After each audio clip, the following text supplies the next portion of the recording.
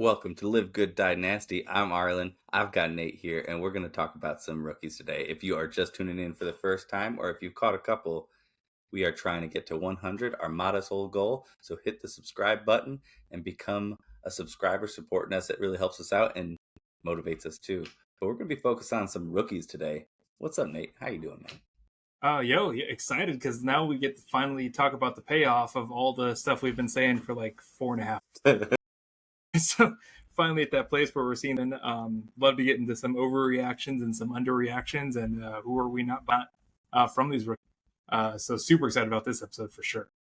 Yeah, we went over in general our week one kind of recap and just like our general thoughts there. A couple of them fell into this. So we'll kick it off with the first one here, just as a general piece. Don't panic too much as Caleb Williams. We talked about him in the last one, so you can go and hear more. But I'm in general, because of scoring system, just not high on anybody doesn't have a rushing portion of their game that's really strong. You're going to just have these up and down weeks and years, as you've seen with Herbert or other passing quarterbacks. But we had a great one with Jaden Daniels. We had a great game from Jaden Daniels, which was really cool to see. Just that rushing ability that he has. But he looked kind of electric, but just the passing game's not there still. So the rushing helps bridge that, but it gives me a little worry about the passing options. One of the rookies being like, I was hoping little Luke McCaffrey would maybe surprise and be one of those kind of fantasy steals, but it looks like it's going to take Jaden Daniels a little time to get up to speed. Who caught your eye from the rookies this year? Maybe because it was that we got to watch and we're all super excited. Sure. It seemed like they were very intentional about getting just wanted to show. I think it was in the very first series they were trying to get him the ball. In the end, it didn't blow away anybody with 2 receptions and 3 targets, but they manufactured a run for him. He scored a touchdown, both rushing and receiving. We talked and he about had another touchdown that he almost grabbed with one hand with a defender over him. He did look electric.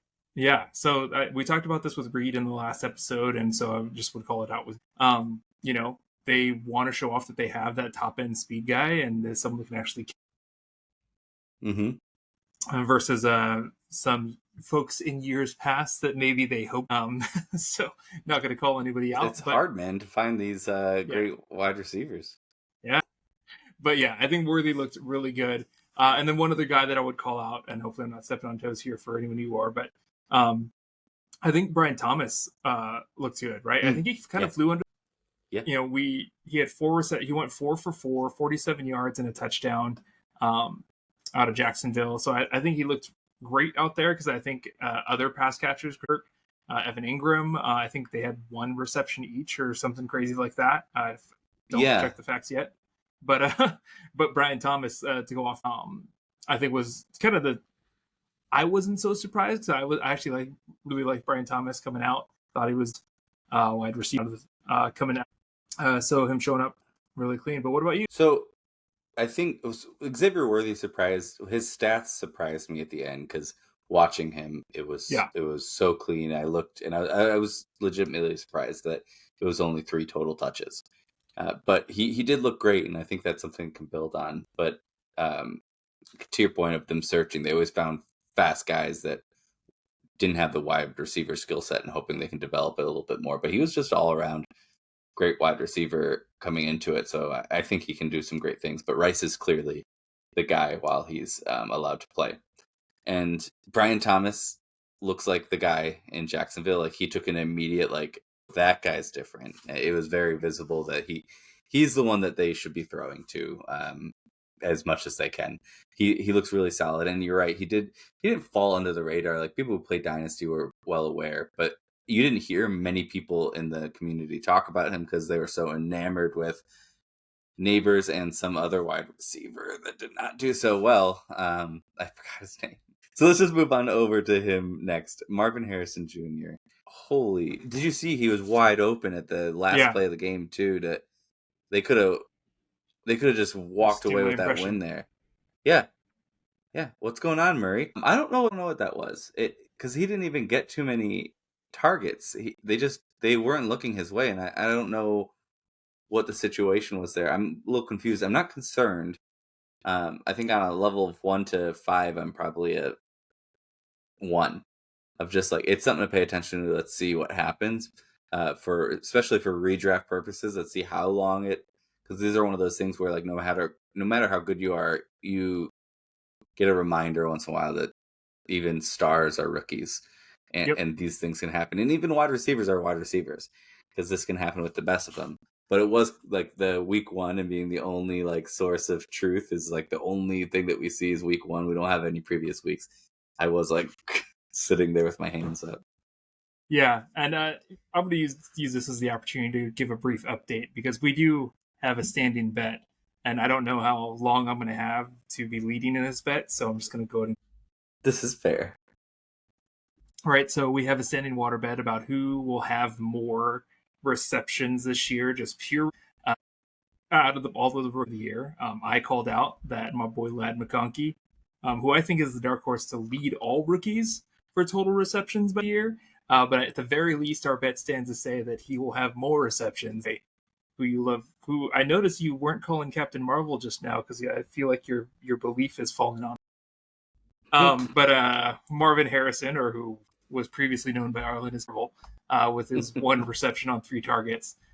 Lad McConkey, on the other hand, had 5 receptions on 7 targets, and it wasn't the count of the receptions, as obviously as a Chargers fan, I was watching this game, but it was the types of targets he was getting. He was being counted on third downs. They were going to him on short routes, on a little bit longer routes, and that touchdown at the end of the game to really just the moves he put on to force 2 tacklers to miss and open field tackles where he should have gone down before the first down. He definitely should have gone down before he crossed the goal line, and just made 2 people in the open field. Looked good doing it. Scored his first touchdown. He did not lead all rookie. We can talk about that. I don't know if we want to call him a dirty liar, but it's someone that wasn't on any of our radars. Devon Vele went 8 for 8 this weekend. But yeah, I will speak on the Lad, because I drafted him redraft in a couple, just to make you mad, I think. But I'm okay with where I drafted him now. I immediately it's just confirmed. Yes, that is what we thought. He is the guy. I had a prop bet on Palmer, a 3-leg parlay and Palmer was the one that ended up killing it. He is droppable. I don't see anything that says anything but Lad being the guy. But Neighbors did pretty awesome, and he kind of no matter how bad Daniel Jones can be, I feel like Neighbors can do enough to not scare me completely away. He's flex worthy while Daniel Jones is there, and he's a top 5 possible wide receiver if you get someone mediocre. But I think it's time to move to lock so that we can see what else Neighbors can do. Who were you mentioning as the top though? The top rookie? Total receptions. Just a random Denver rookie. Who was off of my radar, to be honest. But it wasn't, and I didn't watch the Denver game, but just looking at pure stats, to be fair, he's leading out of all of them. And then Lad McConkey and Malik Neighbors are tied for second in wide receivers for total reception so far after week 1. But hey, if I can take this one week where I'm leading. Which rookie is of all the 3, right? No, I don't believe it was a very strong stance on Captain Marvel. So you're, I guess, the injury update for another rookie. So you had the chance to take Neighbors, and you chose Odunze after I got in your head so long and lied about my feelings for him. No, but so Odunze is now week to week with an MCL sprain, which that sucks. I was really hoping that he would I do like the player, and I was hoping that he would find his footing, but he found his footing and lost his knee. Yeah, unfortunately. You know what? If you drafted Odunze in your dynamics, based on where he landed with Chicago, you were planning for an up and down year anyway, knowing that he was pretty locked as the number 3 wide receiver in his own offense. What Caleb Williams showed us this weekend, and you can listen to our previous episode on this, but he showed us that there's going to be volatility at that position as you're a rookie, especially when it comes to actually completing. Odunze, unfortunately, sucks. He was in one of my flex positions, out probably multi-week. They call him week to week, and we all know that probably means he could be gone for a while. They just haven't moved him to potentially. But I think you bring up a solid point, though. You're in Dynasty. You're already not putting him as a putting it in your mind as you're relying on this player this year. You already, with all of the weapons there, you're already just hoping for a change for next year in terms of who's there, and have him slowly earn and work his way to the top. But you weren't really counting on it anyways. Yeah, you're believing in the talent. You're drafting him for future success. If there was wins this year, it was icing on the cake. Should he have been picked number 2? Maybe to a team that's looking like they need to worry about winning in the future, which is apparently where my team is standing right now. So you're looking a little rough. He'll heal up. I feel zero.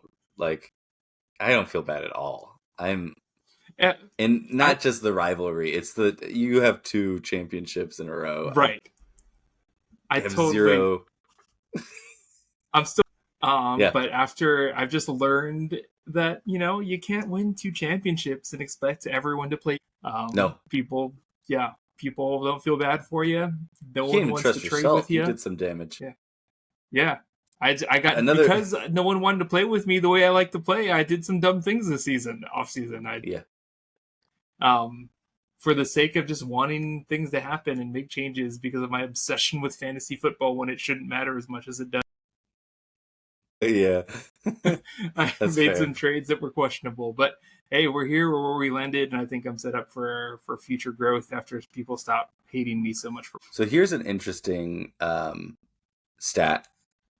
2 rookies, the lowest. I guess it's just not an interesting stat. It's just it kind of confirms. As bad as Daniel Jones and some of these other players are, the 2 quarterbacks with the lowest. Don't try to peek. I'm going to ask you if you can guess them. The 2 with the lowest the 2 quarterbacks this week with the lowest passing yard per attempt. I got it out. Who do you think they are? They're both rookies, so it should be pretty easy. Lowest passing yards per attempt for the week. Yeah. Is that 2 of them are the dead bottom. Is that Williams and Nix? Yeah, you got it. Guess. Yeah, that's right. Oh my God! Guess what the average was? Average yardage per attempt. I don't know if reception. Per attempt. Is it sub 10? It's got to be 7 yards. No. Lower? That's way lower. Way lower. 1 yard? How about I tell you? So Deshaun Watson is lower than Deshaun Watson at 3.8. It's lower than Daniel Jones, obviously, at 4.4. Will Levis at 4. It's 3.2 for Caleb Williams and 3.3 for Bo Nix. I don't know if I've seen it that low. That's bad. That's rough, dude. That's rough. But they're rookies, but Caleb Williams had a lower attempt per pass or passing yards per attempt than Bo Nix did. That one is a surprising stat. Well, I know Bo Nix was putting it out. I'm going to go ahead and look at stats now. I mean, Nix looks like he had 42 attempts out there compared to Williams' 29 attempts compared to Jaden Daniels' 20. He was throwing the ball a lot, 26 completions. And he rushed in a pretty nice touchdown. And he did rush in a pretty nice touchdown. So again, that's where it shows up. He had the same amount of rush attempts as Caleb Williams. They both had 5, but not all rushing attempts are created equal. And Bo Nix got a touchdown out of that, and 20 more. Couple players I think that you can drop in redraft that are rookies, running backs. Benson, I think it's pretty apparent that it's not going to be him or it's not worth waiting. Same thing with Wright. Jeff Wilson was taking snaps above him. Wright was a healthy scratch. I think. Yeah, that was surprising. That surprised me. I don't think that's going to be the case all year long, but yeah, in redraft, I don't think it's worth the wait though. Yeah, I'd be in redraft. I'd be okay dropping him.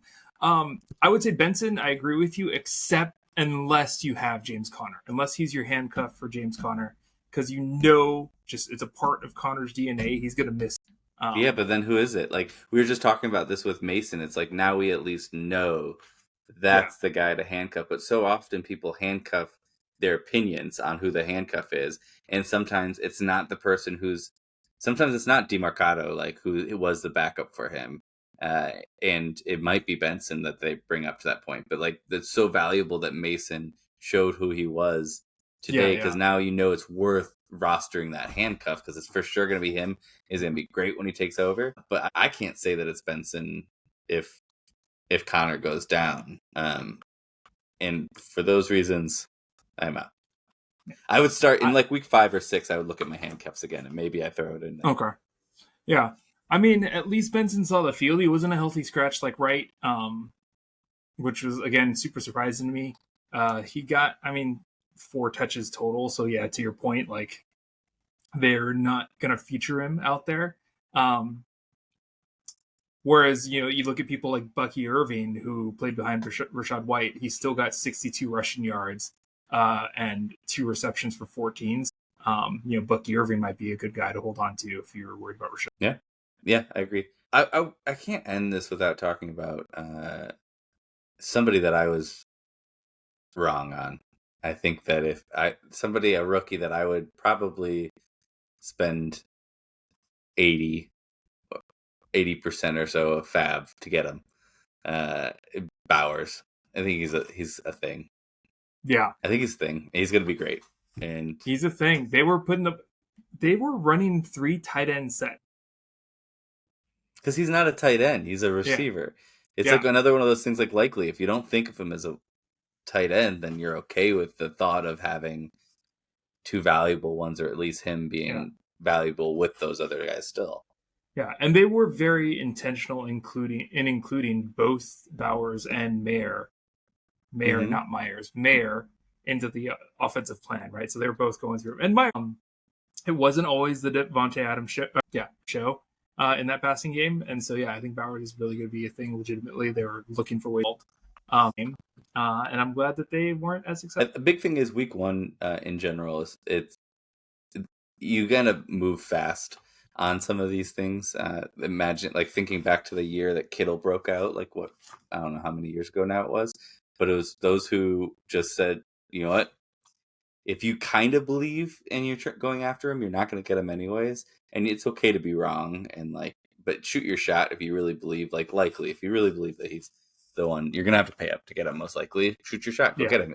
If Bowers is still out there, then go for him. None of my leagues he's out there, but he is in some leagues, so just go get him. What percentage is he in redraft? But this goes for Dynasty too. If you want to cash out or cash in and just spend while you think you can on some of these players, then I have no problem with that. 87% of wow, I didn't know he was rostered that high. That's much higher than I thought he would be rostered. Interesting. That is crazy. So I think you should start calling that. You almost said Michael Myers, and I think that should be your Saquon. I think Myers. I was referring to Jacoby versus Brock Mayer. Did you like saying that wrong? No, I think that's fine. But I was more trying to fit in the Barkley nickname that I'm in love with now. Say quantum physiques. Yeah, that was pretty close. I'm in love with it. I would say that's. How do you make fantasy football nerdier? Say quantum physiques. And it was your second attempt, right? I was fully okay with say quantum tunneling, which is like when a particle can get through a seemingly unpenetrable object. Which that's great. But then physiques, I mean, those thighs. Let's go. It's gonna be a good year. I'm here for it. All right, man. Well, this is fun. Getting to break down rookies after week 1. We're gonna do this probably on the weekly where we get to see what's going on with our players or every couple. But yeah, getting the payoff for 4.5 months of talking to about these guys since the great. It's here. All the pain is here. What's that? All the pain of fantasy. I was so excited for it coming up, and then it's like, oh yeah, this part where it hurts. All of the build up and how wrong we were, and where all of the pain comes into play. You lose 6 out of just comes into play real here. So if you're along on this ride with us, if you're enjoying everything that you're hearing, if you hate it, if you just want to argue with us, please continue to do so in the chat. We love those of you participating with us there, being able to chat with all of you there. And we're really enjoying being able to do this for y'all. We're on that modest journey to 100 followers. So if you have stuck with us this far, please go ahead, hit that follow button, hit that subscribe, come and watch us do this as we enjoy the ride together with you. And thanks for doing it. With that said, enjoy the week. Go hit that waiver wire hard, and we will see you. Spend that money. No regrets. We'll see y'all. No regrets. Fab it up.